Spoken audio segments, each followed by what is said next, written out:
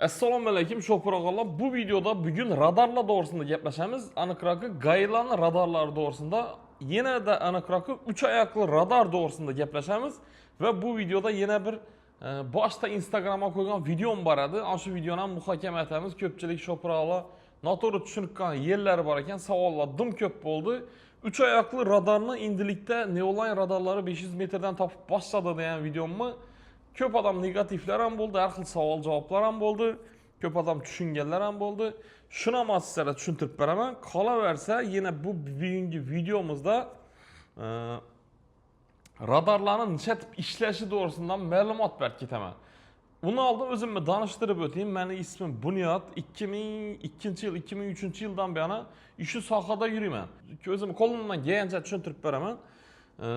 20 yildan beri, 25 yildan beri radarlarni proshivka qilaman, radarlarni remontini qilaman. Ham desa qolaversa Neoline antiradarlarni sotib kelaman. Men hozirgi kungacha sotib kelaman. Xorazmdagi ofitsialniy dilleri hisoblanamiz, Diyor Avtomarket. Xo'sh, endi radarlarga o'tsak, birinchi asosiy aytadigan narsam radarlarni nishatib ishlashi. Aniqrog'i radar detektorni. Radar detektor Gai'ni radarni nishatib topishini azizlar bir qisqacha ma'lumot berib o'taman. Ko'p odam bilsa ham kerak, ko'p odam bilmaganlar uchun. Radar detektorlar içinde antenna bo'ladi. Masalan, Excite modul 2U5 deydi, patch antennasi bo'ladi.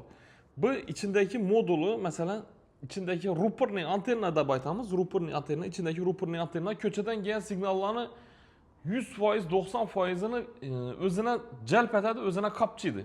Ko'chadan kelgan har xil signallar bor, Wi-Fi signallari bor, masalan, har xil visokovoltli signallari bor, uning ichida radarning signallari bor, Gai'ning radarlari bor.